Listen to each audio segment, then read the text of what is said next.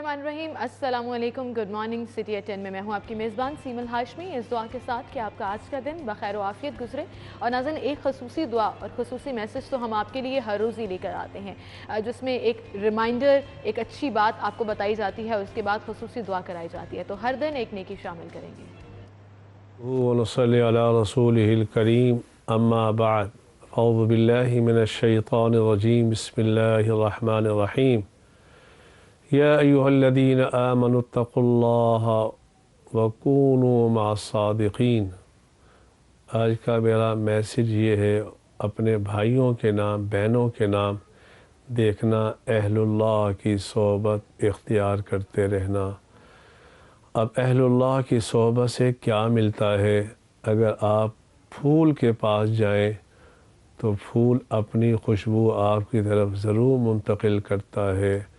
जब फूल अपनी खुशबू आपकी तरफ मुंतकिल कर सकता है, क्या अहलुल्लाह की सोहबत की वजह से उनकी अंदर जो अल्लाह ताला का ताल्लुक़ अल्लाह ने उनको नसीब कर रखा होता है, वो भी आपकी तरफ ज़रूर मुंतकिल होगा। और मुझे अल्लामा आलूसी रहमहुल्लाह ताला की बात याद आ गई।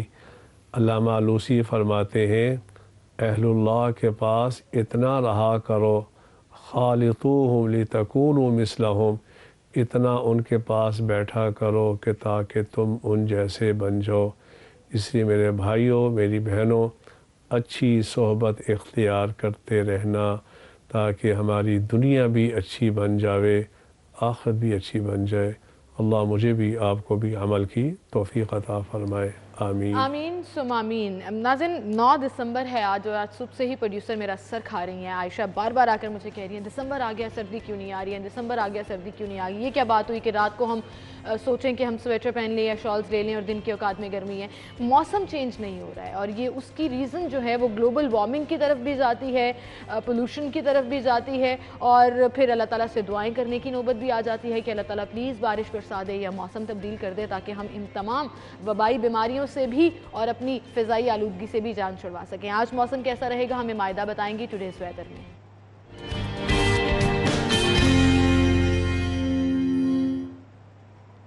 मायदा, शहर लाहौर का मौसम कैसा है आज? जी बिल्कुल सिमल, मौसम की बात करें तो शहर का जो मौसम है, सुबह के औकात में जो है वो काफ़ी धुंध देखने में नज़र आती है, जिसकी वजह से शहरियों को काफ़ी मुश्किलात का सामना भी करना पड़ता है।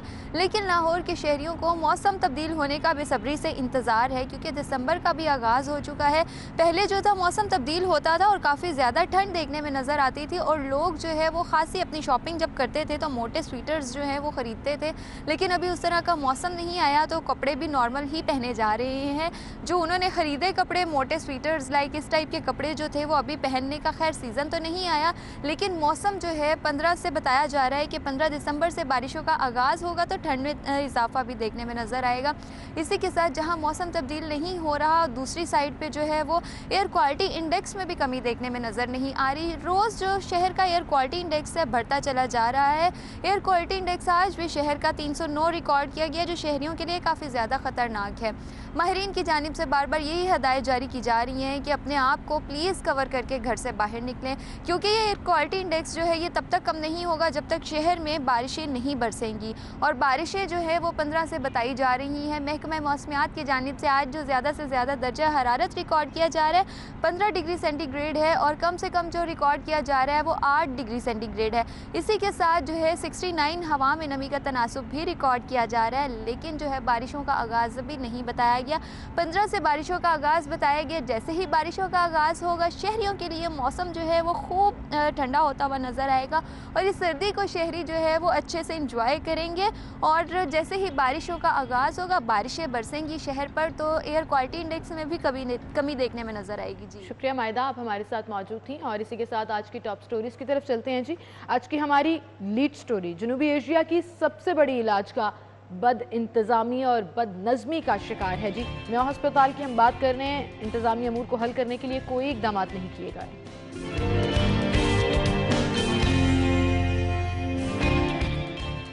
तब्दीली सरकार महंगाई पर काबू पाने में नाकाम। चक्की का आटा भी 3 रुपये फ़ी किलो महंगा हो गया। गंदुम 2500 रुपये फ़ी मन।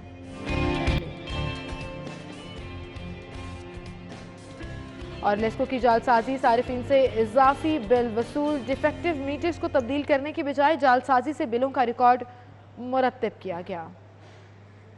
ये थी हमारी टॉप स्टोरीज, इनको हम डिस्कस करेंगे स्टूडियो में हमारे साथ अब सीनियर रिपोर्टर आमिर रजा खान मौजूद हैं। अस्सलाम वालेकुम आमिर। वालेकुम अस्सलाम। क्या हाल चाल है आपके? ठीक हूँ, मैं ठीक हूँ और आपकी आवाज़ से मुझे लगा कि शायद जुकाम है, तो मैंने थोड़ा तबीयत देखा। डाउन हुई हुई है, लेकिन मौसम का असर है, सबकी आवाज़ों पे है, मेरी भी है। मैं मौसम से ज़्यादा मैं कहूँगी आलूदगी का असर है। आलूदगी भी है और मौसम भी है और खुश्क मौसम है, और इसमें आपको ये नाक कान गले का जो है मर्ज़ हो सकता है, उसकी एहतियाती तदाबीर हैं वो ज़रूर करें। और रात को सोते वक्त अपने नाक में सरसों का ऑयल लगा लें उंगली के साथ। उंगली के साथ, कॉटन बर्ड के साथ भी लगा सकते हैं। उससे भी लगा सकते हैं, उंगली के साथ लगाएंगे ज़्यादा बेहतर है। आपको अपने नाक के अंदर अगर कोई स्कार या इस तरह की चीज़ है वो आपको महसूस होगी। देखें, आप जब अपने जिस्म को अपने जिस्म के इस हिस्से से यानी हाथ से छूते हैं तो आपको हर जगह पर एहसास होता है कि आपने कहाँ टच किया, कहाँ टच किया है। मैंने तो वैसे ही कॉटन बर्ड नहीं, आप आजकल के बच्चे हो, आप लोग चीज़ों को इस तरह से देखते हो कि शायद ये नाक में उंगली डालना जो है ये मना है, लेकिन मेरे इस्लाम ने बताया कि 5 वक्त में वजू करो, 5 वक्त में वजू करो और नाक साफ करो। गुफ्तगू का सिलसिला हम आगे बढ़ाएंगे। मेयो अस्पताल जनूबी एशिया की सबसे बड़ी इलाज का, पंजाबी नहीं पाकिस्तान भर से लोग यहाँ पर इलाज कराने आते हैं और आप उसका हाल देखिए। कल जाहिद साहब एक टर्म यूज़ कर रहे थे कि एडहॉक बेसिस पर ये अस्पतालों को चला रहे हैं। कोई परमानेंट वहाँ पर एमएस नहीं है, डीन नहीं है, मेडिकल डायरेक्टर नहीं है, हॉस्पिटल डायरेक्टर नहीं है। क्या हमारे पास कमी आ गई है, ऐसे लोग नहीं हैं जो इन पोस्टों पर लग सकते हैं, या तवज्जो नहीं है, या ये लगाना नहीं चाह रहे हैं? सिमल, आपका सवाल बहुत अच्छा है और जवाब उसका देने से कबल मैं ये जो अभी आपने हादसा अनाउंस किया, मैं अभी तक उसमें से निकल नहीं पाया हूँ। सुबह का वक्त है, बच्चे स्कूल जा रहे होंगे, एहसन और नूर फातिमा और शबीर उनका वालिद जो है उनको छोड़ने जा रहा होगा, ट्रक के साथ टक्कर हुई। और मुझे रोज़ाना ये देखना पड़ता है कि ट्रक जो हैं वो उस टाइम पर शहर में एंटर होते हैं जब उनका टाइम नहीं है। आपको पता है गवर्नमेंट ने एक टाइम रखा हुआ है कि रात 11 से सुबह 6 बजे तक ये ट्रक आ सकते हैं, लेकिन होता क्या है, आपकी जेल रोड पे, आपके फिरोजपुर रोड पे, ये मैं जहाँ से गुजरता हूँ केनार रोड पे, पुलिस वाले आते हैं, ट्रक को रोकते हैं, उसका एक चलान करते हैं, पता नहीं कितने का करते होंगे, और वो पर्ची उसके हाथ, वो खुशी ड्राइवर, मैंने आज तक किसी ड्राइवर को इस बात पर बहस करते हुए नहीं देखा। वो पर्ची लेते हैं और खुश होते हैं कि अगले जहाँ भी रोका जाएगा तो दिखाएंगे सर ये चलान मेरा पीछे हो गया है, तो वो जाते रहेंगे। तो अपना कारोबार, अपना वो तरीक़ाकार उसको बदल नहीं रहे हैं, और पुलिस जो है सिर्फ एक चलान करके शायद उनको वो टारगेट होता है उसको पूरा करते हैं और उसके बाद ठीक है। और ये सारा निज़ाम जो है इसी तरह चल रहा है कि जान से गया। से वो फरार भी हो गया। और अक्सर लोग हमसे ये सवाल पूछते हैं कि इस तरह की ब्रेकिंग्स करते हुए आपको कुछ होता नहीं है? यकीन जानिए आंखों में एकदम आंसू आ गए उस बच्चे को सोचकर, और बच्ची को सोचकर, अस्पताल गई, बाप को सोचकर, एक घर का सरबरा चला गया। और जो गवर्नमेंट पता नहीं क्या कर रही है और किस तरह सिर्फ एक चलान से ट्रक को इजाजत दी जाती है कि वो शहर में घुसे और जिसको चाहे रोकता हुआ निकल जाए। इन्वेस्टिगेशन भी होगी, उसे पकड़ने की कोशिश करेंगे, लेकिन वो न पकड़ा जाएगा। आज तक मुझे कहां गया कुछ आइडिया नहीं ट्रक्स ने इतनी मोटरसाइकिल्स को कुचला, लोगों को मारा, आज तक आप मुझे कोई एक खबर, आप कितना अर्सा हो गया सीमल खबरें पढ़ते हुए कि ट्रक ड्राइवर को सजा हुई होगी? सही कह रहे हैं आमिर नहीं भाई, हुई, यहाँ मसला इसको हादसा करार दे दिया जाएगा, जवाब देने के लिए भी कोई तैयार नहीं है। एक की जगह दूसरा बंदा दे दिया जाएगा जिसके पास लाइसेंस भी होगा हैवी व्हीकल चलाने को, और इसको एक एक्सीडेंट करार देकर कुछ जुर्माना या कुछ सजा भुगत के वो दोबारा आएगा, दोबारा लोगों को मारना शुरू कर देंगे। अच्छा, इसमें सिर्फ हम ये कह सकते हैं, अल्लाह ताला से दुआ ही कर सकते हैं कि अल्लाह ताला हमें अपने हिफ्ज़ो अमान में रखे, क्योंकि इस सिस्टम से, इन हालात से दिल तंग पड़ना शुरू हो गया है। बस और अब आप देखें, जैसे मैं अब स्टोरी की तरफ आ जाऊँ अगर आपकी इजाज़त, दुआओं से ज़्यादा बद्दुआओं की ज़रूरत है। मेयो अस्पताल में मैं आपके इस कमेंट को बिल्कुल साइड पे करूंगी और मैं उस पर कमेंट नहीं करूँ, हम तो दुआ ही कर सकते हैं ना। अब आप देखिए कैसे कैसे गरीब लोग हैं जो अपने घर में 2 वक्त की रोटी पूरी नहीं कर सकते, और अगर वो बीमार पड़ जाए तो उनको लगता है कि क्या मुसीबत आ गई है, अब इसके लिए भी पैसे निकालने पड़ेंगे। यकीन जानिए इस तरह के जुमले बोले जाते हैं, पैसे निकालने पड़ेंगे। उसकी रीज़न ये है कि मुफ्त इलाज का जो दावा हुकूमत करती है वो नहीं फराहम कर पा रही। मेयो हस्पताल का हम जिक्र करें तो इस कदर बद इंतज़ामी का शिकार है कि कभी मेडिसिन नहीं हैं, कभी कोई मशीनरी ख़राब है, सीनियर अफसरानी नहीं है जिन्होंने डेली बेसिस की पॉलिसी को मॉनिटर करना है, केटर करना है। ये हाल रहेंगे। कल हम जनरल हस्पताल की खबर डिस्कस कर रहे थे, यकीन जानिए बेचारे उधार पर दवाइयाँ लेकर अस्पताल चलाने पर मजबूर हैं। आप गंगाराम अस्पताल का जिक्र कर लें, MS नहीं है। सर्विसेज हॉस्पिटल में क्या सिचुएशन है, हर तरफ जो अच्छी चीज़ें भी थी वो भी बिगड़ना शुरू हो गई हैं पिछले 3 साल से। ये पिछले 3 साल से जो हुकूमत ने अदारों को ये बताया है कि हमारे पास फंड नहीं है, मांगो और अपना अदारा चला लो, मांगने पे ज़्यादा जोर है। और मैंने इस जो बकर ईद गुजर के गई, बड़ी जिसको हम बोलते हैं ईद उल अज़हा, उसमें मैंने सारे हॉस्पिटल्स के बैनर्स देखे कि खुदारा हमें ज़कात दे दें, खैरात दे दें गरीब मरीज़ों के लिए, जो कि गवर्नमेंट का काम था जी। और ये मज़े की बात है सीमल के, ये हुकूमत आई हेल्थ का नाम लेकर, ये हुकूमत आई थी एजुकेशन का नाम लेके, इक्वालिटी का नाम लेके, अकाउंटेबिलिटी का नाम लेकर, कोई एक बात पूरी हुई नहीं हुई है। बिल्कुल। जाहिद चौधरी साहब भी हमारे साथ मौजूद हैं, आपकी इजाज़त से मैं उनको भी शामिल गुफ्तगू करूँगी। जाहिद साहब, बहुत शुक्रिया वक्त देने के लिए। MTI एक्ट के बड़े नारे लगाए गए जी, बड़ा उसको केक के ऊपर लिखवा कर प्रेजेंटेबल बनाकर पेश किया गया कि हालात बदल जाएंगे, हम अमेरिका यूरोप को पीछे छोड़ देंगे। उसके नफाज के बाद भी हालात नहीं बदले हैं। आपने कल एक टर्म यूज़ की थी, वो कल से मेरे सर में घूम रही है, एडहॉकिज़म। एडहॉकिज़म, हम तो यहाँ एडहॉक पर भर्ती मुलाजिमीन के एहतजाज नहीं निबट पा रहे थे कि आपने सीनियर अफसरान पर भी वही तमाम तरीके अपनाना शुरू कर दिए हैं कि परमानेंट कोई बाइख्तियार शख्स मौजूद ही नहीं है हॉस्पिटल के अंदर।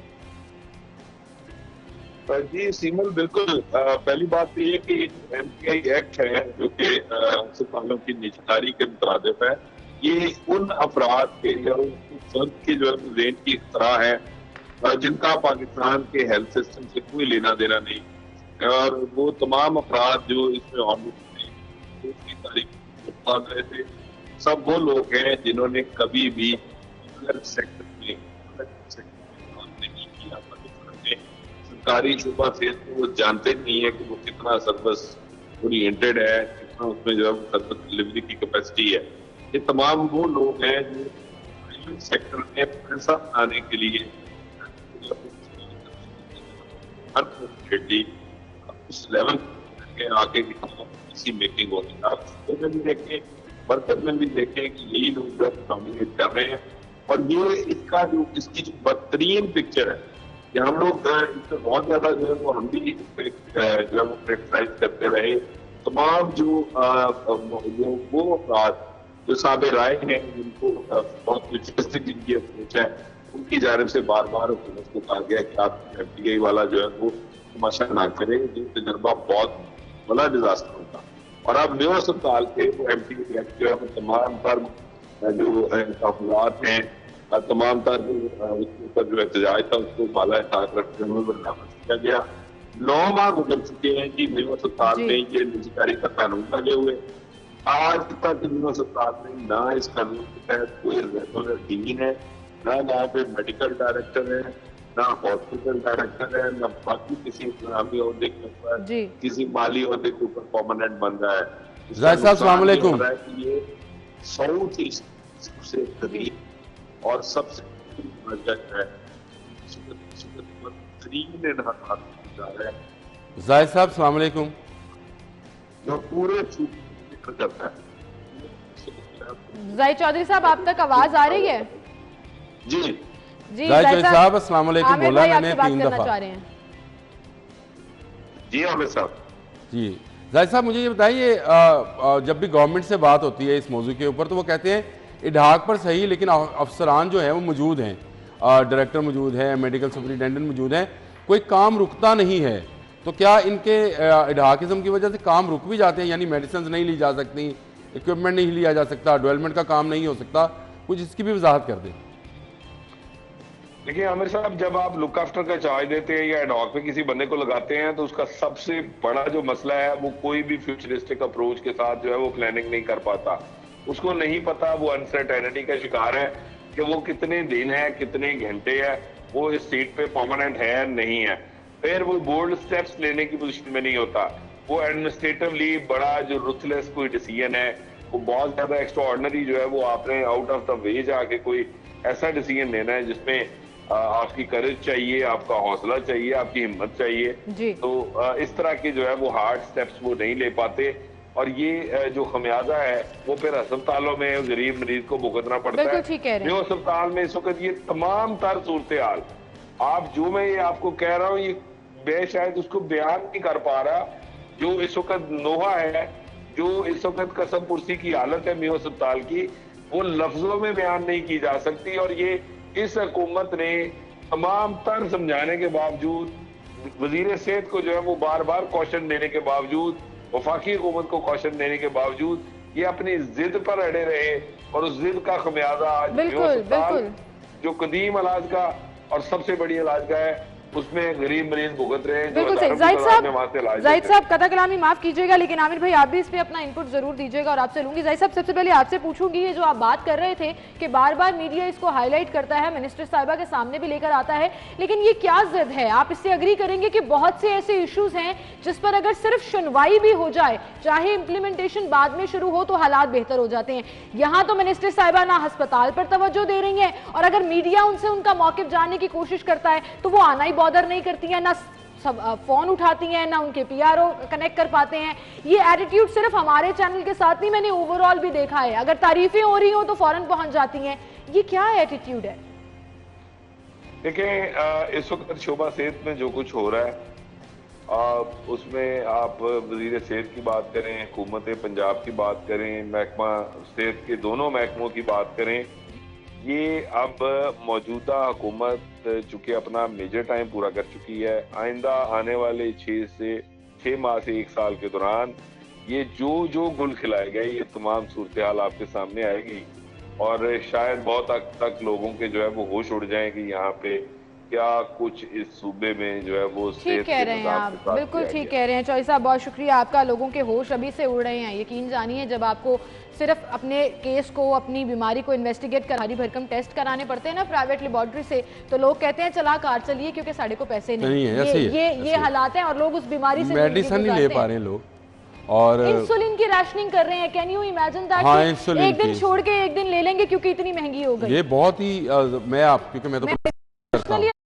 ऐसी है, बहुत महंगी अद्वियात हो गई, 500% की कीमत बढ़ गई। लेकिन एमनेस्टी इंटरनेशनल ने जो रिपोर्ट दी है, आपने भी सीमल पढ़ी है, उसमें पुलिस पहले नंबर पर, जुडिशरी दूसरे नंबर पर, तीसरे नंबर पर सेहत का महकमा है।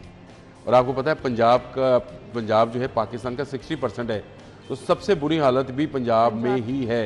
और यहाँ पर एक सिलेक्टेड को जो है वजीर सेहत लगाया गया। मैं उनकी बहुत इज्जत करता हूँ, उनको आपा कहता हूँ, डॉक्टर यास्मीन राशिद, लेकिन मान जाएं कि ये एक टेक्नोक्रेट का काम नहीं है। एडमिनिस्ट्रेशन देखना जो है वो उसके लिए अलग से टेक्नोक्रेट्स होते हैं, वो देखते हैं।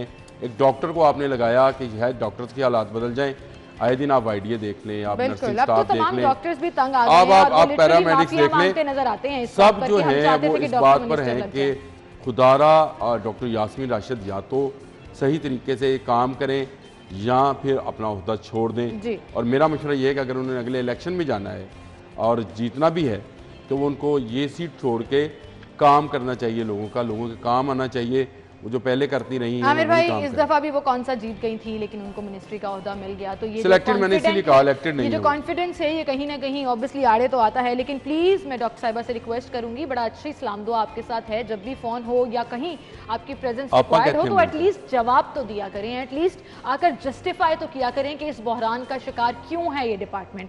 Anyways we taking a short break, दोबारा हाजिर होंगे, हमारे साथ रहिए।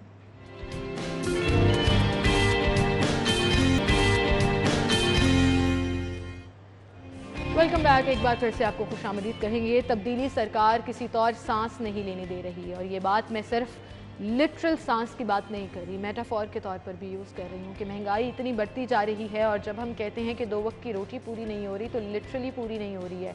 आटा महंगा हो गया है। कल खबर हमने डिस्कस की, आटे और नान की कीमत बढ़ाई जाएगी, और हंगामी इजलास बुला लिया।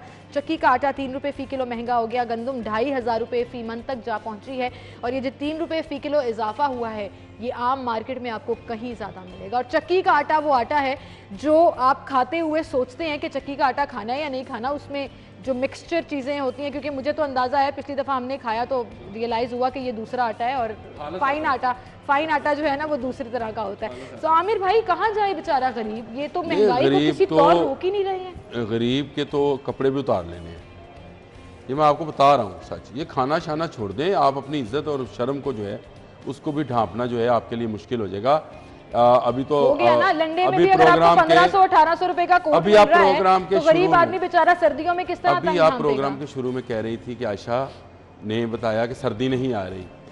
बेटा बच्चे उसका सोच जो एक झोपड़ी में रहता है और उसके पास ना लिहाफ है ना कंबल है, वो लोग जो आज भी सड़कों पर सोते हैं, वो लोग जो अपनी गुर्बत को कम कपड़ों में भी छुपा के रखते हैं और उसको लोगों पे शो नहीं करते हैं, उनके लिए सर्दी कितनी अज़ियतनाक होगी। जिनके घर में गीज़र नहीं है, जहाँ ठंडा पानी आता है सर्दियों में भी, उन लोगों के लिए सर्दी कितनी अज़ियतनाक होगी। जिनके घर में गीज़र है, ये हुकूमत कह देती है लग्जरी है, जिनके पास फुल प्रोटीन फूड नहीं होएगा, फुल प्रोटीन फूड मतलब गोश्त नहीं होएगा जो आपके जिस्म को गर्म रखे, उनके पास खुश्क मेवा जात नहीं होंगे, तो उन लोगों का जो बचा कुचा खाना खाते हैं, लोगों का बचा हुआ, उनके लिए क्या सर्दी बहुत अच्छी है। सर्दी मांग रहे हैं, बारिश। आपने सीमन ने इतनी अच्छी सुबह सुबह बात की कि हम दुआ कर सकते हैं कि बारिश हो तो शायद ये बला टल जाए, बीमारियां टल जाएं। एक से एक बात रिलेट करते चले जाओ आप। इसी मौसम, इसी वेदर की वजह से बीमारियां हैं और हॉस्पिटल्स का हाल आपने जाहिद चौधरी की ज़ुबानी सुन लिया। और इसी बीमारी और इसी लाचारी में महंगाई भी हो रही है, जो कि डबल बीमारी बन के लग रही है लोगों को। अद्वियात नहीं ले पा रहे हैं और आटा जो बुनियादी चीज़ है वो नहीं ले पा रहे हैं। तो कितनी अजियत में लोग इस वक्त ज़िंदा हैं, ये लोगों से अगर पूछा जाए तो मैं समझता हूँ कि मैंने जो बात की थी कि हमारे पास दुआएं नहीं, अब बद्दुआएं हैं, तो सीमल ने कहा था मैं इस पर कमेंट्स नहीं करूँगा। सीमल, थैंक यू वेरी मच, आपने मेरी इतनी बात तो सुन ली। लेकिन आमिर भाई, आप जैसे जिक्र कर रहे हैं ना कि लोग आटा नहीं ले पाते, आज पता नहीं क्यों मैं बहुत ज़्यादा इमोशनल हो रही हूँ। हर चीज़ पर आंखों में पानी भी आ रहा है और आप ऐसा लग रहा है बड़ी कोर तक महसूस कर रही हूँ। यहाँ पर तो सब्जियाँ भी 100 रुपये से नीचे नहीं हैं। एक मज़दूर दिहाड़ीदार शख्स जिसने रोज़ 250-300 रुपये की दिहाड़ी लगानी है, उसने घर में दाल रोटी, या दाल तो चले आप भूल ही जाइए ना, 250-250 किलो पर पहुँच गई है। सब्जियों की ही बात कर लें तो आप सब्जियों पे ही एक हांडी पूरी नहीं कर सकते। कैसे कैसे गुजारा कर रहे हैं हमारे गरीब लोग। और फिर वज़ीर-ए-आज़म साहब के जब ऐसे बयानात आते हैं कि सर्दियाँ ख़त्म होने के बाद इम्कान है कि जो महंगाई है वो कम हो जाएगी। कितनी दफ़ा ट्रक की बत्ती के पीछे लगेंगे हम? 90 दिन का प्लान, 1 साल के बाद, कोविड के बाद, सर्दियों के बाद, कब आखिर कब? ये तो वही हो गया जब वो नोटिस लेते हैं महंगाई और बढ़ जाती है। ऐसा लग रहा है ये जो भी इंडिकेशन इन्होंने दिया इसके बाद एक और तूफान जो है वो आ जाएगा, क्योंकि डॉलर भी थमने में नहीं आ रहा। और जी हाँ, मैंने डॉलर लेकर रखे हुए नहीं है। डॉलर बढ़ने से पूरा ओवरऑल एक सुई की कीमत तक पर फ़र्क पड़ता है। अब ये लोग समझ चुके हैं और एक्चुअली लोग इस चीज़ पर भी परेशान हैं, क्योंकि इम्पोर्टर्स हैं हम लोग, हम एक्सपोर्टर्स नहीं हैं। हम ज़्यादा चीज़ें इंपोर्ट करते हैं बाहर से। तो आपने सही कहा, सुई से लेकर जहाज़ तक हमने बाहर से लेना है। अब तो गंदम इस दौर में, इस नए पाकिस्तान में हम गंदम, दालें और मसाला जात ये सब बाहर से मंगवा रहे हैं। तो डॉलर्स में आएंगी तो कीमतें तो इनकी बढ़ जाएंगी। और गवर्नमेंट जो है बिल्कुल नाकाम है महंगाई को रोकने में, आवाम की परेशानी बढ़ाने में बिल्कुल कामयाब है, और ये कामयाबी उसको मुबारक हो। लेकिन बता दूँ, वोटर बड़ा बेरहम है। अब ये जब जलसा करने आएंगे, जब ये लोगों को धोखा देने आएंगे, वन साइडेड इडियट बॉक्स जिसको टीवी बोला जाता है, उसके अंदर बैठकर बोलना बड़ा आसान है, लोगों में जाकर बात करना बहुत मुश्किल है। पेशावर में आपने तमाशा देख ही लिया। लेकिन लोगों में जाकर बात करने की हिम्मत कहाँ से आएगी? अभी तक तो नज़र नहीं आ रही है। बंद कमरे में बैठकर प्रेस कॉन्फ्रेंस कर लेना तो शायद आसान है। हमारे साथ सीनियर तज्जियाकार और एंकर पर्सन इफ्तिखार अहमद साहब मौजूद हैं। उनका बड़ा ये फेवरेट टॉपिक है, अक्सर उनसे ऑफ एयर भी इस पर बात हो रही होती है कि गरीब आदमी, एक आम आदमी का कौन सोच रहा है। यहाँ पर महंगाई इस कदर बढ़ती चली जा रही है कि आपने सही कहा कि तन ढांपने को कपड़ा तक नहीं मिलेगा। इफ्तिखार साहब अस्सलाम वालेकुम, बहुत शुक्रिया वक्त देने के लिए। वालेकुम सलाम। इफ्तिखार साहब, आपका बड़ा फेवरेट टॉपिक हम डिस्कस कर रहे हैं इंतहाई अफसोस के साथ कि इस वक्त आटा, चीनी, दालें, सब्जियां, फल, you name the thing and it's going high on the prices. Dollar मुसलसल बढ़ता जा रहा है, रुपया मुसलसल गिरता जा रहा है। फिर वज़ीर आज़म कहते हैं सर्दियां गुजरने दे, महंगाई में कमी आ जाएगी। किस तरफ जा रहे हैं हम? पहले सर्दियां गुजरने के बाद दुनिया में शायद ऑयल की कीमतें कम होंगी, तो उससे कुछ ये पेट्रोल की कीमतों में कमी करेंगे और डीजल की कीमतों में कमी करेंगे। तो उसको अभी से सोच के ऐसी बातें कर रहे हैं। लेकिन प्रॉब्लम ये है कि पेट्रोल और डीजल की कीमतें अगर कम हो भी जाएं, तो चूँकि गवर्नेंस नाम की कोई चीज़ है नहीं। हेलो हेलो जी सर, जी सर, जी सर, आपकी आवाज आ रही है। गवर्नेंस नाम की इफ्तिखार साहब की आवाज़ हम तक नहीं पहुंच पा रही है। इफ्तिखार साहब, आप हमारे साथ ही हैं? उनसे दोबारा रब्ता करेंगे। ऐसा लगा सिग्नल्स की वजह से उन तक बात नहीं पहुंच पाई। इफ्तिखार साहब जो कह रहे थे, बड़ी ज़बरदस्त बात की तरफ वो जा रहे थे। लेकिन मुझे ज़रा सा इख्तिलाफ है, चीज़ नहीं है। मुझे उनकी बात से ज़रा सा इख्तिलाफ था कि शायद सर्दियों के बाद पेट्रोल की कीमतें कम हो जाएं, बढ़ेंगी। आपकी गाड़ी में एसी चलेगा, पेट्रोल ज़्यादा खाएगी। आपके जो फर्नेस ऑयल और इस तरह की दुनिया भर में बिजली के तनसीबात हैं, वो जो चलती हैं, बिजली बनाती हैं, कारखाने हैं बिजली के, वो भी उसी से चलते हैं, जिसमें हमारे घरों में एसी लगता है और इंडस्ट्री में एसी, दुकानों में एसी, सब जगह एसी ज़रूरी हो जाता है। तो इसकी खपत में इजाफा होता है। जब खपत में इजाफा होगा तो कीमत कैसे कम हो जाएगी? क्या गर्मियों में कोई एक्स्ट्रा पेट्रोल डीजल निकलना शुरू हो जाएगा? कोई ऑयल की प्राइसेस क्यों कम होंगी? हो या ना हो, अभी ऑयल की प्राइसेस दुनिया भर में कम हुई, आपने नहीं किया। 1.5 साल की कम तरीन सतह पर आई, लेकिन आपने एक पैसे का जिसका अभी आप सोच भी नहीं सकते, सुन भी नहीं सकते, 1 पैसे का रिलीफ आवाम को नहीं दिया। ये सर्दियां कौन सी होएंगी, 2000 कौन सा होएगा? ये शुक्र है इमरान खान साहब ने नहीं बताया, क्योंकि इससे पहले वो जो कहते रहे 90 दिन 1 साल, आपने भी जिक्र किया, और फिर कोविड, वो तो पूरा नहीं हुआ। अभी आपके शुक्र है कि उन्होंने ये नहीं कहा कि सर्दियों के बाद 2022 में, 2024 में, 50 में, 60 में, कब? तो बस फिर सर्दियों के बाद शायद इस कुराए अर्ज पर शायद वो सर्दियां ख़त्म हो जाएं, जबकि क़यामत का रोज़ शुरू हो जाए। तो उस वक्त का जिक्र इमरान खान साहब क्योंकि पहुंची हुई हस्ती हैं, शायद उन्होंने उसका जिक्र किया हो कि सारी सर्दियां खत्म हो जाएंगी। एक तरफ तो महंगाई है, इफ्तिखार अहमद साहब के फ़ोन में कुछ प्रॉब्लम है जिसकी वजह से दोबारा उनसे रब्ता नहीं हो पा रहा है, लेकिन और उन्होंने कहा भी कि मुझे आवाज़ क्लियरली नहीं आ रही है, लेकिन जो वो बात कर रहे थे बैड गवर्नेंस की, ये एक वाकई में बड़ा सवाल है कि एक तरफ तो महंगाई है, लेकिन आप गवर्नेंस ही बेहतर कर लें, गवर्नमेंट रेट ही कायम कर लें तो भी रिलीफ मिल जाएगा आवाम को। खुदारा इस बात को समझिए, आपके प्राइस कंट्रोल मजिस्ट्रेट्स हों या क्वालिटी चेक अफसरान हों, ये तमाम चीज़ें अगर एक्टिव हो जाएंगी तो इस महंगाई में भी कुछ आसानी नज़र आएगी। एक आम आदमी को उसे पता होगा कि जो रेट आपने तय किया है उस पर कीमत मिल रही है। हर कोई अपनी मनमानी नहीं करेगा। वो माफियाज जिनका आप जिक्र करते हैं कि हम उन्हें नकेल डाल देंगे, आप उनके आगे घुटने टेकने पर मजबूर हो जाते हैं। ये बहुत दफा देखने में आया है। अगर इसी चीज को बेहतर कर लेंगे तो शायद हालात बेहतर हो जाएंगे। एक ब्रेक की तरफ जा रहे हैं नाज़रीन, दोबारा हाजिर होंगे, हमारे साथ रहिए।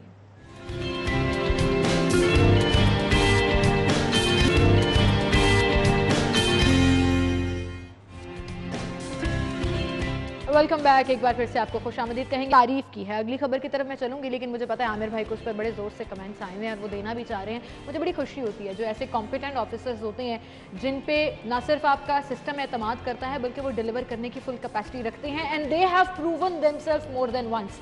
Commissioner Lahore is one of. मेरा ख्याल है कि ये जब डीसी थे तब भी लोगों का इसी तरह से एतमाद था, और जब ये कमिश्नर बने, जब ये डीसी आए थे और एकदम से छा गए थे, क्योंकि हर जगह डीसी साहब नजर आ रहे हैं। मेहनती बहुत, मतलब कैप्टन उस्मान के मतलब सब चीज़ें और भी कही जा सकती हैं, लेकिन एक जो इसको बाकी अफसरान से अलग करती है कि ये पब्लिक में जाके मेहनत करना जानते हैं।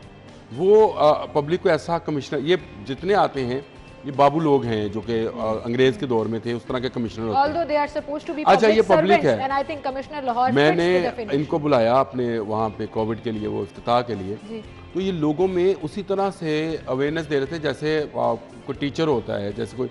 मुझे बड़ी खुशी हुई कि मास्क ऊपर करो, मास्क पहनो, तुमने मास्क क्यों नहीं पहना था। मैं उनको ऑन एयर भी और ऑफ एयर भी कहती हूँ, क्योंकि वो कोई भी काम करते हैं ना तो ही do a lot of research on that। मतलब अभी 2 दिन पहले हमारे शो में आए और उसके बाद से ये जब अदालत में तारीफ भी हो रही थी तो मैंने उन्हें तब भी कहा कि सर आप किसी भी इशू को पहले खुद रिसर्च करते हैं, समझते हैं, फिर लोगों को समझाते भी हैं और उसके लिए काम करते हैं। एक रिक्वेस्ट भी मुझे करने दें कि उस्मान भाई, अगर आप इस शहर से तजावजात का खात्मा करा दें तो ये स्मोक वाला मसला कभी नहीं होगा। सारी ट्रैफिक जैम जो है वो सिर्फ इसी वजह से होती है कि तजावजात हैं और दरख्त नहीं लगाए जाते हैं। मैं जहाँ रहता हूँ खारक नाले के साथ साथ, उस पर 10,000 दरख्त लग सकता है, इतनी जगह है, लेकिन वहाँ पर कब्जा है मटेरियल माफिया का और इस तरह के माफिया। बिल्कुल आपका पॉइंट बिल्कुल वैलिड है एंड आई एम श्योर इस चीज़ के ऊपर भी ज़रूर कोई काम होगा और लास्टिंग काम हो तो ज़्यादा बेहतर है। टेम्परेरी जो है ना वो उसका कोई फ़ायदा नहीं होता, वो फिर से दोबारा मशरूम ग्रोथ हो जाती है। Well thank you so much Aamir भाई, आप हमारे साथ मौजूद थे। नाज़न हम चलते हैं एक ब्रेक की तरफ, दोबारा हाजिर होंगे।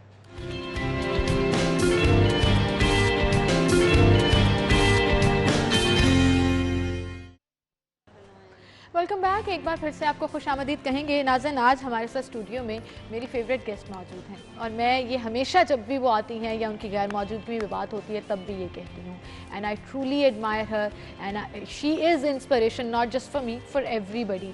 इतने सालों से जिस फील्ड से वो ताल्लुक़ रखती हैं वो उसी फील्ड में रहती तो भी अपना बहुत बड़ा नाम कमा लेती, लेकिन उसके साथ साथ उन्होंने चूज़ किया कि फ़ैमिली को भी देखना है, अपनी फील्ड में भी आगे जाना है, नाम कमाना है और फिर उन लोगों का सहारा भी बनना है जिसे हम सोसाइटी में या तो धुतकार देते हैं, साइड पे कर देते हैं। वो विक्टिम्स जो सिर्फ विक्टिम ही नहीं रहते बल्कि एक्यूज्ड भी बन जाते हैं, तमाम चीज़ें और तमाम गुस्सा उन्हीं पर निकाला जाता है, तो उन लोगों का ये सहारा बनी। मैं बात कर रही हूँ स्माइल अगेन फाउंडेशन की, जो कई सालों से ऐसी बेसहारा ऐसे लोग, ख़वातीन जो सोसाइटी में किसी न किसी जुल्म का शिकार और ख़ास तौर पर तेज़ाब गर्दी का शिकार या जलाए जाने का शिकार होती हैं, इनका आसरा उनको रहता है, सहारा रहता है जहां वो आती हैं और फिर उनकी ज़िंदगी भी बदल जाती है, उनकी चीज़ों में बेहतरी भी आना शुरू हो जाती है और ये जो स्माइल हमारे चेहरों पर लेकर आती हैं इसका सेहरा उन्हीं को जाता है जिन्हें पूरा पाकिस्तान जो है ना सिर्फ पसंद करता है बल्कि उनके लिए दुआएं भी करता है। मैं तो ख़ुसूसी उनके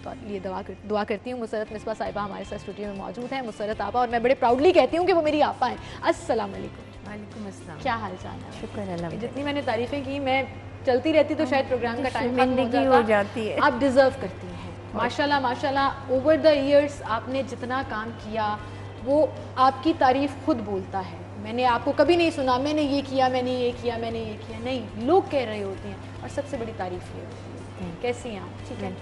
आपके साथ एक ऐसी सर्वाइवर मौजूद है जिन्हें मैं जब स्टोरी सुन रही थी तो यकीन जानिए कि दिल बड़ा दुखी हुआ कि उनके ससुराल वालों ने जला दिया और वो सिर्फ़ और सिर्फ किस वजह से, जहेज़ के नाम पर या जहेज़ के नाम पर जो डिमांड्स की जाती हैं शादी के बाद। और ये वही टॉपिक है जो कुछ दिन पहले हम डिस्कस कर रहे थे और आप लोगों ने बड़ा उसको पसंद भी किया, लेकिन सिर्फ पसंद करने की बात नहीं है, एक्नॉलेज करने की बात है। हम सब ने ही चेंज लेकर आना है इस सोसाइटी में।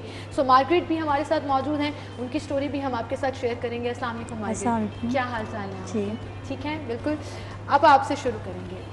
कितना मुश्किल है ऐसे लोगों को, और ऐसे लोगों से मेरी मुराद बिल्कुल कोई डिस्क्रिमिनेशन नहीं है, मेरी मुराद ये है कि जो कहीं ना कहीं हालात का शिकार हो जाते हैं उनको अपनी आगोश में ले लेना, उनको संभाल लेना, उनको ज़िंदगी की दोबारा उम्मीद देना, यकीन जानिए इससे बड़ी नेकी कोई नहीं है। मुश्किल बहुत है क्योंकि हम बग़ैर किसी कास्ट, क्रीड और डिस्क्रिमिनेशन और रिलीजन के इन तमाम बच्चियों को जिनको तेज़ाब या मिट्टी के तेल के से जला के जो है वो इतनी अजियत दी जाती है, they all from humble background most of them, तो इनके लिए इलाज को कंटिन्यू रखना बहुत मुश्किल होता है।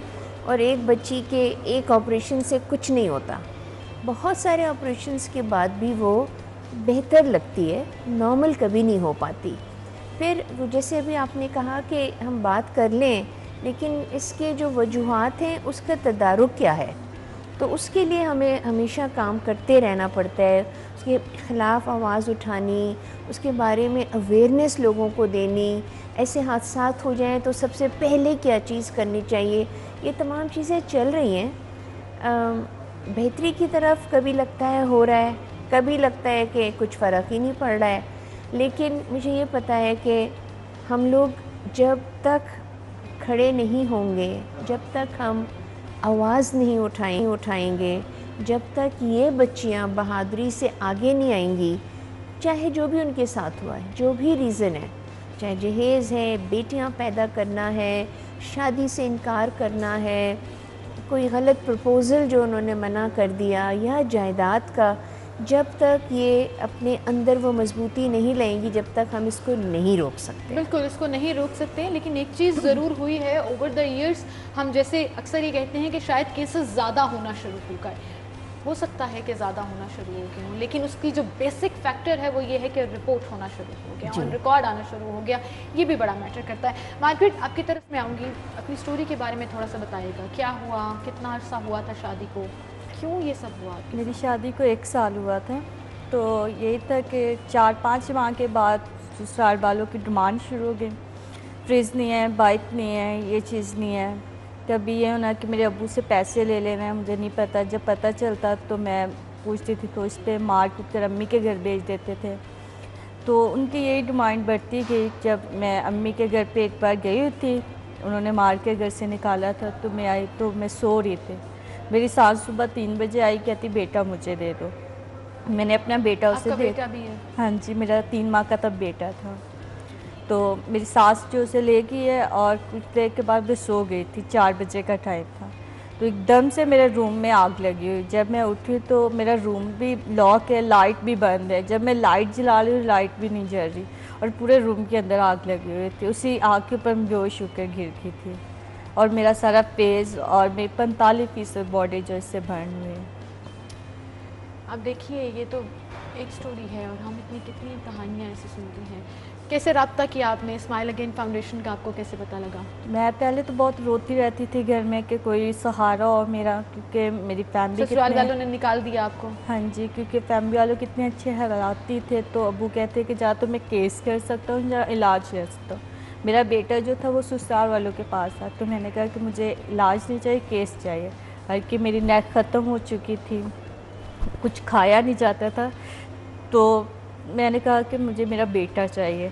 तो फिर मैं घर में बंद रहती थी। सोसाइटी वालों का भी अजीब रवैया था कि हमारे साथ ही हुआ, किसी और की बेटी के साथ क्यों नहीं हुआ। उससे भी मैं घर के अंदर बंद रहती थी, बाहर नहीं निकलती थी। मेरा लिप ख़त्म हो चुका था, बाजू जुड़ चुके थे और नेक भी ख़त्म हो गई थी। तो फिर मैं एक दिन जो थे रमज़ान के अंदर टीवी देख रही थी, तो उसमें बाजी सर्च का आ रहा था कि बाजी जलियों का इलाज कराती है और 7 नंबर के ऐड के ऊपर आ रहा था। जब मैंने स्माइल अगेन में कॉल की तो उन्होंने कहा कि आप फ़ौरन से आ जाओ। जब मैं स्माइल अगेन गई तो मेरी हालत उन्होंने देखी और उसी टाइम मुझे हॉस्पिटल लेकर गए। उसी टाइम उन्होंने डॉक्टर से टाइम लिया और 2 दिन के बाद मेरा ऑपरेट हुआ। आप देखिए कि ये दरिंदों की सोसाइटी है। मैं ये बात बड़े अफसोस के साथ कह रही हूँ कि सिर्फ एक फ्रिज ना देने पर, टीवी ना देने पर, डिमांड करने पर आप एक अच्छी खासी प्यारी खूबसूरत, आप अभी भी बहुत खूबसूरत हैं, यकीन जानिए, लेकिन जो हाल कर दिया जाता है, जिस तकलीफ़ से आप गुजरी, उस दर्द को हम महसूस नहीं कर सकते क्योंकि आए रोज़ इस तरह के इंसिडेंट होते रहते हैं। तो सरत आपा, आप एक तरफ तो सहारा बनती हैं, जैसे हम कह भी रहे हैं, सपोर्ट भी करती हैं, पूरा मेडिकली भी काउंसलिंग भी करती हैं, फिर मेक श्योर करती हैं कि कहीं ना कहीं अगर वो कोई काम करना चाहती हैं तो स्टेबल हो जाए। लेकिन आप इसकी प्रिवेंशन के लिए भी काम कर रही हैं। मैंने बहुत से प्लेटफॉर्म्स पर आपको इससे बात करते हुए सुना है। कैसे हम इसको रोक सकते हैं? इसकी रोकने के लिए सबसे पहले हमें अपने रवैयों को तब्दील करना पड़ेगा। अच्छा, अब ये ना लगता है जैसे हम कोई अफसानवी बातें करें। रवैये क्या रवैये? रवैये वो हैं जो कि हमें तालीम से बदले जा सकते हैं। हमारी बच्चियां जो हैं वो ज़्यादा से ज़्यादा तालीम हासिल करें, नहीं हासिल कर सकती क्योंकि माँ बाप भेजना नहीं चाहते, या उनके इतने वसाइल नहीं हैं, या उनकी बहुत सी बच्चियां हैं तो वो चाहती हैं कि बेटों को पढ़ा दिया जाए क्योंकि वो उनका सहारा बने। बेटियां भी सहारा बनती हैं, तो फिर तालीम, बेटियां ज़्यादा सहारा बनती हैं, ऐसी मिसालें तो कोई शक नहीं है। मतलब आज मार्गरेट अपने पाँव पे खड़ी है, अपने बेटे को तालीम दिलवा रही है, अपने माँ बाप के साथ है, उनका ख्याल रख रही है, तो ये तो बेटे से बेहतर ही हुई ना। तो फिर एक तरफ तालीम हुई और फ़र्ज़ करें कि तालीम नहीं हासिल हो सक रही तो फिर कुरान का सहारा लीजिए। उसकी तालीम तो हम सबको देते हैं, सारे बच्चों को पढ़ाते हैं और खुश हो जाते हैं माँ बाप कि आज ख़त्म हुआ और मिठाई बांट दी। लेकिन आप उसको समझाएं, जैसे आपको महसूस होता है कि आपके बच्चे जो हैं वो अब तमीज़ कर सकते हैं अच्छाई बुराई में, गुनाह सवाब में, रिश्तों में। मतलब खाली माँ का रिश्ता जो है वो प्यारा नहीं है, बाप, भाई, दादा, नाना, हर मर्द के साथ जो रिश्ते निभाए जाते हैं उसमें इज़्ज़त, एहतराम, जब ये सारी चीज़ें आती हैं तो फिर ख़वातीन जो हैं वो अपनी ज़िम्मेदारी बेहतर तरीके से अदा करें। और अपने ज़िम्मेदारी के बाद अगर उनके साथ ज़्यादती हो रही है, जो कि यकीनन होती है, तो फिर उनको आवाज़ उठानी पड़ेगी। बिल्कुल बिल्कुल सही और कह रही उसकी हैं। आवाज़ में लोगों को साथ देना पड़ेगा। बिल्कुल सही। हमें कहा गया है कि अगर कोई जुल्म हो रहा है, कोई ज़्यादती हो रही है, तो आप वो हाथ रोक लें। अगर हाथ नहीं रोक सकते, भाई मेरा मामला नहीं, ये तो पड़ोसियों का मामला है, ज़ुबान से बुरा कहें, और वो भी नहीं कह सकते कि जी तो ये दिल में मेरा, बुरा तो फिर जाने। आप दिल में बुरा बिल्कुल कहें। सही, बिल्कुल सही। और यही वो सोच है जो अगर हम आहिस्ता आहिस्ता, वो जैसे कहते हैं ना, कतरा कतरा मिलकर दरिया बनता है। और जैसे मार्गरेट ने भी बोला कि आपने एक टीवी प्रोग्राम में देखा और आपको पता लगा, तो मेरे ख्याल से ये भी इस पूरी चेन का एक सिलसिला है कि हम बार बार इस तरह के शोज़ करते हैं, इस वजह से भी कि हम एक सोच को तब्दील कर सकें, इस वजह से भी कि there are people out there जिनको आप अगर हेल्प करना चाहते हैं तो कर सकते हैं। और ऐसे ट्रांसपेरेंट प्लेटफॉर्म्स मौजूद हैं, स्माइल अगेन फाउंडेशन की तरह के। और अगर आप, वही आपके वाली बात के थर्ड स्टेप ये है कि आप कुछ भी नहीं कर सकते, तो कम से कम दिल में उसको बुरा ज़रूर जानिए और अपने आप को तब्दील कर लीजिए, और सोसाइटी अपने आप को खुद ब खुद मैं सिर्फ तब्दील यहाँ पे करेगी। ये भी ऐड करूँगी कि स्टूडेंट्स, यंगर जनरेशन जो है, वो अपने कलम से अपने फेसबुक पेजेस के ऊपर जो जी, जी, है बिल्कुल। इसकी आगाही लोगों को दें। बिल्कुल, इसकी आगाही लोगों को दें। बात का सिलसिला हम आगे बढ़ाएंगे जी। हम अभी और भी बहुत सी बातें करेंगे। एक छोटी सी ब्रेक की तरफ मुझे जाना है, दोबारा हाजिर होंगे, हमारे साथ रहिए।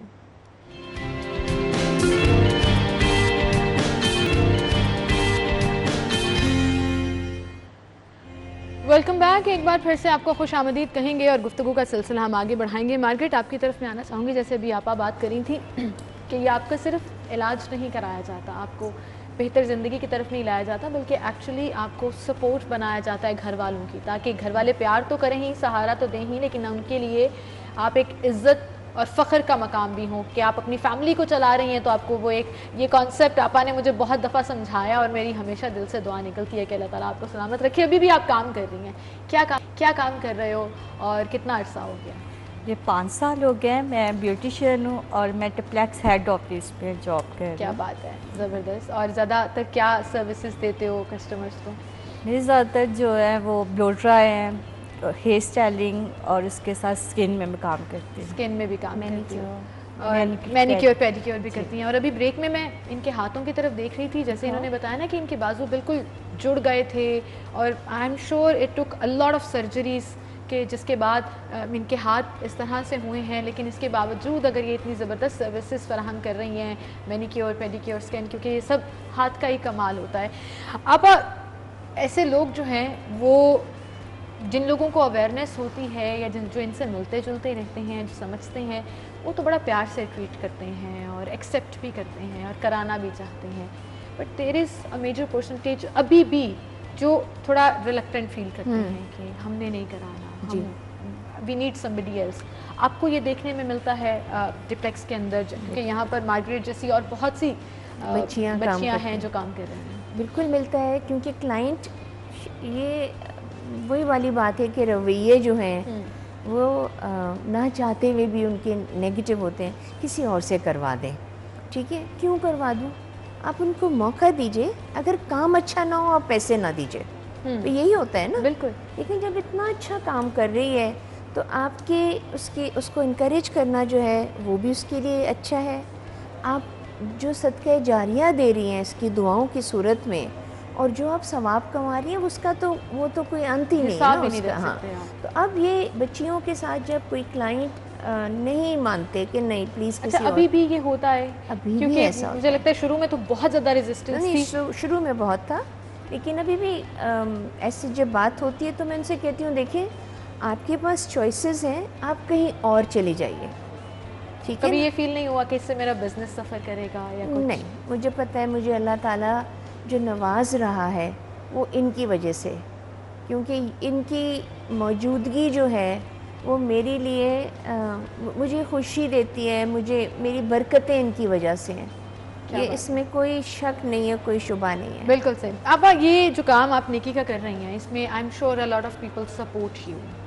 बहुत से लोग स्माइल अगेन फाउंडेशन को इस तरह से ओन करते हैं जैसे उनका अपनी ऑर्गेनाइजेशन है, इदारा है। उसकी एक बड़ी वजह ऑब्वियसली आपकी क्रेडिबिलिटी भी है, और इस ऑर्गेनाइजेशन, इस फाउंडेशन की ट्रांसपेरेंसी भी है कि नज़र आ रहा है। जैसे मैंने मार्गरेट का जिक्र किया कि आई एम श्योर देख के उनको लग रहा है, जैसे वो बता रही थी कि there were a series of surgeries, months of hospitalization जो इन्होंने कहा। आपको कौन से चैलेंजेस का सामना करना पड़ता है? फंड्स वाइज हो गया, सिस्टम वाइज हो गया, थोड़ा सा वो बताइएगा। फ़ंड्स की ज़रूरत हमेशा रहती है, क्योंकि जैसे मैंने आपको बताया ऑपरेशंस जो हैं वो बहुत सारे होते हैं, 35-40, और हर ऑपरेशन जो होता है 60,000 के करीब पड़ता है, ठीक है। फिर ये बच्चियां दूर शहरों से आती हैं, उनकी ट्रांसपोर्ट, उनके साथ जो आते हैं उनको रखना, खिलाना, पिलाना, ये सब एक रिक्वायरमेंट होती है। ख़वातीन या मर्द हज़रात या लोग जो हैं वो जितना उनको देना चाहिए वो देते नहीं है। मैं ये नहीं कहती, बहुत शुक्रिया उनका, जो थोड़ा सा भी देते हैं तो कतरा कतरा पानी बनता है। हमारे हॉस्पिटल में अच्छी फैसिलिटीज़, अच्छे डॉक्टर्स मौजूद हैं, फैसिलिटीज़ में थोड़ी सी कमी रह जाती है। हुकूमत की तरफ से जो मुझे चैलेंज आता है वो ये आता है कि तकरीर के लिए बुला लीजिए, मेडल दे दीजिए, लेकिन फाइनेंशियल हेल्प एंड सपोर्ट जो है वो नहीं आती है, ठीक है, जो कि आनी चाहिए। और आप उसका हमसे हिसाब किताब, सवाल जवाब सब करते रहें, देखते रहें। इनके लिए जॉब और भी होने चाहिए। मतलब मेरे पास 700 से ज़्यादा लड़कियां हैं, उन 700 को मैं डिप्लेक्स में काम नहीं दे सकती हूँ, उनके लिए और भी काम हो सकते हैं। सो जिस तरह डिसेबिलिटी का एक कोटा होता है, इसी तरह बर्न्ड विक्टिम्स या तेज़ाब गर्दी के शिकार ख़वातीन का भी एक कोटा होना चाहिए। इनके लिए जो हेल्पलाइन है उसमें और ज़्यादा बेहतरी होनी चाहिए। फिर इनके लिए इनकी रहाइश के लिए, इनके लिए एक्सेसिबिलिटी आसान करने के लिए तमाम चीज़ें जो हैं कोई मुश्किल नहीं है, लोग ख़ुद आगे बढ़ते हैं अगर आप उनको प्रोजेक्ट देते हैं। लेकिन कुछ काम रियासत का भी होता है और फिर कानून साजी जो कि होती रहती है, लेकिन उसको लागू करना जो है वो इम्पोर्टेंट होता है। आप हमेशा लीगली भी फॉलो करती हैं, मेक श्योर करती हैं कि इनको इनके राइट्स का पता हो, ये केस फाइल करें और उस शख्स को अगर कैफरे किरदार तक पहुंचाया जा सके या उन लोगों को जो इन्वॉल्व हों, तब भी एक मिसाल कायम हो सकती है और केसेस कम हो सकते हैं। इनको रोकना ज़रूरी है कि उसमें भी प्रॉब्लम्स आती हैं। उसमें प्रॉब्लम इसलिए आती है कि justice delayed is justice denied. बिल्कुल, तो वो इतना लंबे प्रोसेस हो जाते हैं कि ये हार जाती हैं, हिम्मत जो है इनकी ख़त्म हो जाती है। तो स्पीडी ट्रायल्स होने चाहिए, यकीनी सज़ाएं होनी चाहिए, इनकी जो कंपनसेशन है वो दी जानी चाहिए, जो कि कुछ नहीं है। ज़िंदगी भर एक बच्ची जो है वो जीती है और मरती है, तो उसके लिए साइकोलॉजिकल हेल्प एंड सपोर्ट चाहिए होती है। ये तमाम चीज़ें जो हैं ये बड़े चैलेंजेस होते हैं।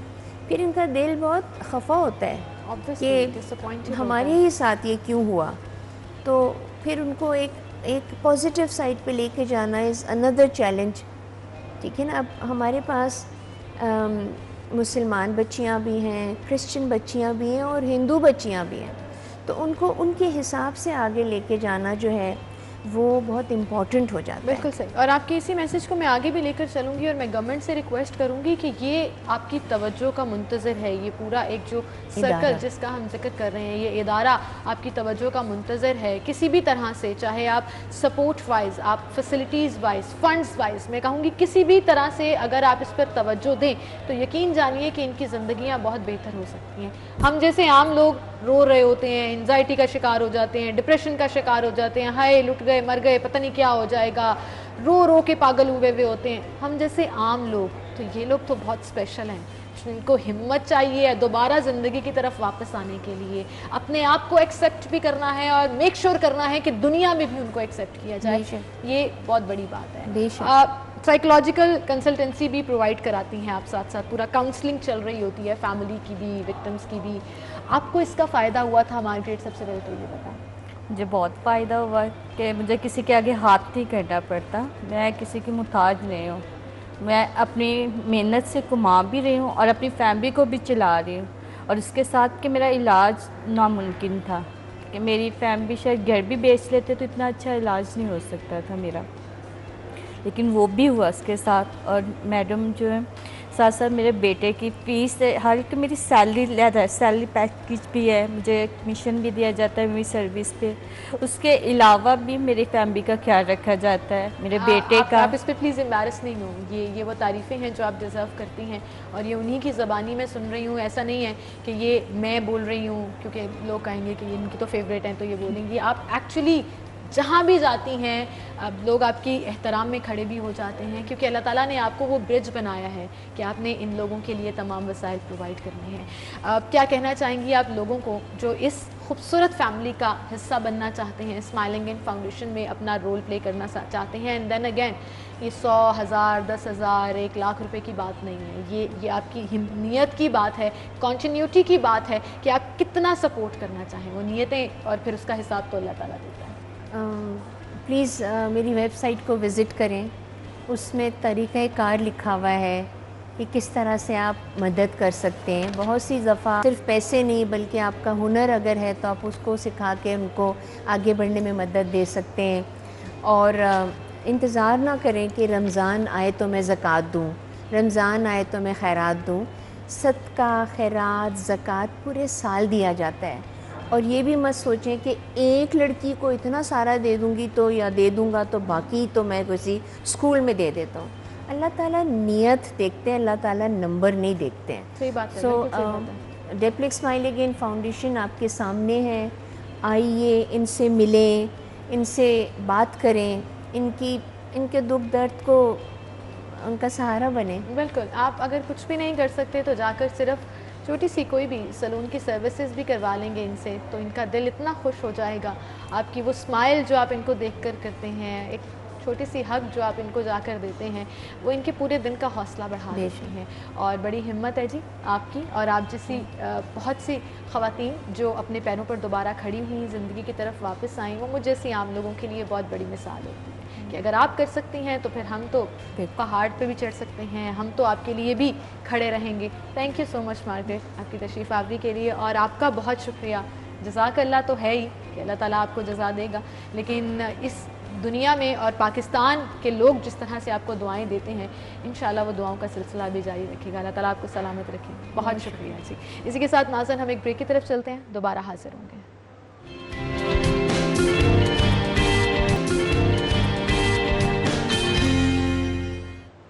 Welcome back. एक बार फिर से आपको खुशामदीद कहेंगे। नाज़रीन, बहुत से ऐसे लोग होते हैं जो पाकिस्तान में रहकर पाकिस्तान का नाम रोशन करते हैं, और बहुत से ऐसे लोग हैं जिन्हें हम ओवरसीज़ पाकिस्तानी कहते हैं, और वो वहाँ रहकर भी अपने काम के साथ साथ, अपनी ज़िंदगी के साथ साथ पाकिस्तान के बारे में सोचते हैं, और अपनी पोटेंशियल और कैपेसिटी में जब वो पाकिस्तान को रिप्रेजेंट करते हैं तो बहुत से एजाज़ात अपने नाम कर लेते हैं। वो उनके नाम कम, पाकिस्तान के नाम ज़्यादा होते हैं, और मैं हमेशा इनको सॉफ्ट एम्बेसडर ऑफ पाकिस्तान कहती हूँ, क्योंकि ऐसी अचीवमेंट्स जो हैं वो कहीं ना कहीं पाकिस्तान का इमेज बेहतर करने में बड़ा इंपॉर्टेंट रोल प्ले करती हैं। ऐसी ही एक गेस्ट आज हमारे साथ मौजूद हैं, समन शाह, जो अमेरिका से ताल्लुक़ रखती हैं, बहुत से इंटरनेशनल अवार्ड्स और टाइटल्स विन कर चुकी हैं, और अभी लेटेस्ट टाइटल जो उन्होंने विन किया है वो है miss Pakistan universe. Different pageant competitions होते हैं जिसमें आप पार्टिसिपेट करते हैं, and she is won a lot of them, और अभी भी वो पाकिस्तान को रिप्रेजेंट कर रही हैं और मिस पाकिस्तान यूनिवर्स का टाइटल 2022 जीत चुकी हैं। उन्हें हम खुशामदीद कहेंगे। अस्सलाम वालेकुम, क्या हाल चाल है आप? बिल्कुल ठीक, आप सुनाएं। Thank you so much, and thank you so much for representing Pakistan and winning this pageant. Thank you so much. थोड़ा सा अपनी जर्नी के बारे में बताइएगा। मैं ओवरसीज़ पाकिस्तानी हूँ, यूएस में, कैलिफोर्निया में 20+ ईयर से मैं वहाँ पे रही हूँ, और वहाँ बहुत सारे काम कर रही थी, रियल इस्टेट बिजनेस, और उसके अलावा मॉर्गेज लाइन में, उसके अलावा बहुत सारी NGOs के साथ काम कर रही थी। फिर मुझे किसी ने अप्रोच किया कि आप पाकिस्तान को रिप्रेजेंट करें इंटरनेशनली, क्योंकि आप बहुत सारा काम कर रही हैं। तो उस सिलसिले में 9/11 भी उस वक़्त नया नया हुआ था, और काफ़ी ज़्यादा नेगेटिव इमेज मुस्लिम्स और पाकिस्तान का उस वक़्त था इंटरनेशनली, और मेरे अंदर बहुत ज़्यादा डिज़ायर थी, because it was very painful. You know, we overseas Pakistanis, जिनको सब लोग कहते हैं ओवरसीज़, मगर वो जो अपने वतन को अपने दिल में लेके फिरते हैं। तो मुझे था कि मैं ये इमेज चेंज करूं, ये नेगेटिविटी ख़त्म करूं, इसलिए मैं इंटरनेशनल प्लेटफॉर्म पे गई, और मेरा ख्याल में आलमी सतह पर पाकिस्तान को रिप्रेजेंट करना एक बहुत बड़ा एजाज़ है, and I was very honoured. बिल्कुल। कितनी और कंट्रीज़ के लोग इसमें मौजूद थे? How huge was the competition? Yes, जो मैं दोनों पेजेंट्स में गई हूँ इंटरनेशनली, वो दुनिया के सबसे 2 बड़े पेजेंट्स थे। और जो मिस वर्ल्ड था, मिसेस वर्ल्ड था, वो रशिया में हुआ, उसके अंदर 45 कंट्रीज़ ने पार्टिसिपेट किया था, और सेकंड जो था वो मिसेस ग्लोब था, वो कैलिफोर्निया पाम स्प्रिंग्स में हुआ था और उसमें भी कोई 40-45 कंट्रीज़ ने पार्टिसिपेट किया था। बिल्कुल सही। तो और ये वाला जो टाइटल है मिस पाकिस्तान यूनिवर्स वाला, ये जो है टाइटल, अब इसमें मैं इंटरनेशनल जो भी पेजेंट्स अब हो रहे हैं इस साल उनमें से सिलेक्ट करके 1 या 2 पेजेंट्स में पार्टिसिपेट करूँगी और इंशाल्लाह आई होप कि इस दफ़ा भी मैं बहुत सारे अवार्ड्स जीतूँ जिस तरह मैंने अपने दूसरे इंटरनेशनल पेजेंट्स में जीते हैं। I made history as a Pakistani, the only Pakistani I think जिसने इतने ज़्यादा इंटरनेशनल अवार्ड्स एक साल में जीते थे जब मैं इन 2 पेजेंट्स में गई हूँ। जब इन 2 पेजेंट्स में गई हैं और फिर ना सिर्फ इनको अप्रिशिएट किया गया बल्कि अगर हम बात करें वहाँ की जहाँ इन्होंने पार्टिसिपेट किया तो कैलिफोर्निया के गवर्नर की तरफ से आपको अप्रिसिएशन का लेटर मिला। जिस सिटी में आप रहती हैं वहाँ के मेयर का जो सर्टिफिकेट है वो उस आपको नवाजा गया उससे और अप्रिशिएट किया गया बेसिकली, और ये चीज़ बड़ी मैटर करती है। And you looking so pretty, आपके पिक्चर्स भी हम दिखा रहे हैं डिफरेंट जगह जहाँ आपने पार्टिसिपेट किया। अब इस पेजेंट में, इस टाइटल के अंदर आपकी ड्यूटीज़ क्या क्या आती हैं and what are your plans, आपने करना क्या है? जब मैं ये इंटरनेशनल पेजेंट्स में गई थी तो वहाँ पे उन्होंने मुझे लाइफ टाइम जज भी बना लिया था मिसेस ग्लोब इंटरनेशनल पेजेंट के। फिर हमारी अपनी कंपनी जो है सोनिया अहमद उसको रन करती हैं, मिस पाकिस्तान वर्ल्ड कनाडा से, उन्होंने भी मुझे लाइफ टाइम जज बना लिया। तो मैं जो हमारे अब पाकिस्तानी कंटेस्टेंट्स आते हैं उनकी कोच भी हूँ और जब मतलब आप और लोगों को इनकरेज भी कर रही हैं कि वो इसमें आएँ? जी इंशाल्लाह यही कर रही हूँ। और अभी भी हमारी जो पिछले मिस पाकिस्तान आई हैं उनको, मिस्टर पाकिस्तान, उन सबको मैं कोच करती हूँ, उनको तैयार करती हूँ कि इंटरनेशनल पेजेंट्स की रिप्रेजेंटेशन होती क्या है। क्योंकि देखें ओवरसीज़ पाकिस्तानी जो सारी उम्र बाहर रहे होते हैं उनको पता होता है कि वहाँ के लोगों की थिंकिंग क्या है। मेरा ख्याल में पाकिस्तान को बाहर रिप्रेजेंट करने के लिए ओवरसीज़ पाकिस्तानी से बेहतर कोई आपको वो अपना एक्सपीरियंस शेयर करके ग्रूम नहीं कर सकता। बिल्कुल सही कह रही हैं। और वो जो एक इमेज है वो तब्दील करने में भी ये लोग बड़ा इंपॉर्टेंट रोल प्ले करते हैं। और ये खुद ही नहीं, समन खुद ही नहीं, इनका बेटा भी मिस्टर पाकिस्तान जो है वो रह चुका है और उसने वो पेजेंट विन किया। तो फैमिली में रन करती है ये चीज़? नहीं, एक्चुअली ये है कि मेरे बेटे को बहुत देर से कंपनी सेलेक्ट करना चाह रही थी एंड आई वांटेड कि ये उसके दिल के अंदर से निकले, क्योंकि वो तो बॉर्न ही वहीं पे हुआ था कैलिफोर्निया में, तो वो तो प्रॉपर वो अमेरिकन पाकिस्तानी है। तो मगर उसके, क्योंकि मैं उसको बचपन से यहाँ लाती थी, स्ट्रीट किड्स के पास लेके जाती थी, गरीबों में उसका बहुत टाइम मैंने स्पेंड करवाया, तो उसके अंदर एक डिज़ायर थी कि मैं जाके खिदमत करूँ मुल्क की। तो कोविड में वो यहाँ आया और बॉर्डर्स बंद हो गए, वो स्टक हो गया, तो उसने डिसाइड किया कि I want to work here और वो सिलेक्ट भी हुआ। फिर चौधरी सरवर के गवर्नर की ऑर्गेनाइजेशन का प्रेसिडेंट बना, फिर उसने एनिमल राइट्स के लिए बहुत सारा काम किया। I am very proud.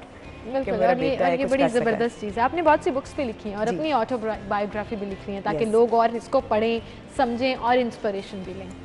Actually बात यह है कि मेरा ख्याल में कि सबकी ही ज़िंदगी इंटरेस्टिंग होती है। मुझे लगता है मेरी ज़िंदगी में बहुत अप्स एंड डाउन्स आए हैं और मैंने अल्लाह ताला के फजल से बहुत इज़्ज़त देखी है और बहुत सारे चैलेंजेस से भी गुजरी हूँ।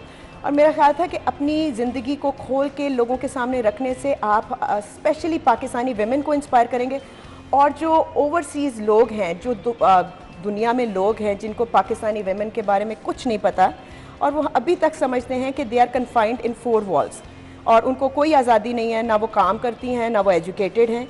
वो इमेज चेंज करना बहुत ज़रूरी था। सो आई रोट द बुक, पहली ब्यूटी क्वीन की बुक है इन द वर्ल्ड और आपने वो लिखी और बहुत सी ख़वातीन के लिए वो डेफिनेटली इंस्पिरेशन भी बनेगी कि आप कुछ भी कर सकती हैं। अपने हौसला और हिम्मत होनी चाहिए, डिटर्मिनेशन होनी चाहिए, जैसे समन जी ने किया। And Saman, thank you so much, not just for coming in the studio but for doing all the great work you are doing. Allah ताला आपको हिम्मत दे और आप इसी तरह से ना सिर्फ खुद अपने आप को प्रेजेंट कर रही हैं बल्कि लोगों को भी सिखा रही हैं। ये बड़े लोगों की निशानी है वाकई। बस पाकिस्तान से जो मोहब्बत है उसको लेके मैं चल रही हूँ और अपनी लाइफ डेडिकेट करना चाहती हूँ इस काम के लिए। Thank you so much for coming. नाज़रीन, हम एक ब्रेक की तरफ चलते हैं, दोबारा हाजिर होंगे।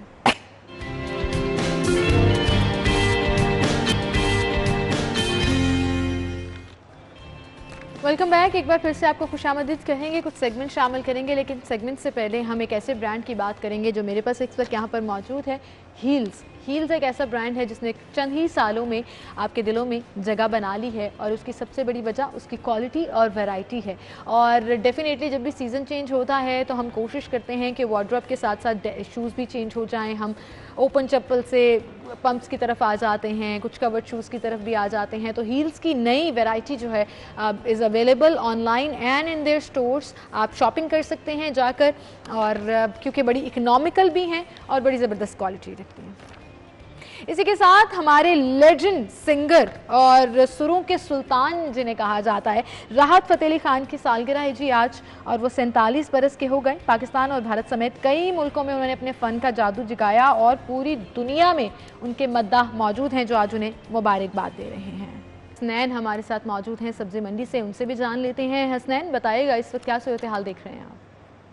जी, सब्जी मंडी में अगर सब्जियों की कीमतों की बात की जाए तो सब्जियों की कीमतों में मामूली उतार चढ़ाव देखने में आया है, लेकिन जो सब्जियों की कीमतें हैं वो आसमान से बातें कर रही हैं, जिसके ऊपर जो गरीब आवाम है वो वावेला करता भी दिखाई देती है। जबकि जो मंडी में आड़ती और फड़िए हैं वो मनमाने कीमतों के ऊपर जो सब्जियां हैं वो फरोख्त कर रहे हैं। अगर सब्जियों की कीमतों की बात की जाए तो सबसे पहले बात कर लेते हैं जी आलू कच्चा नया की।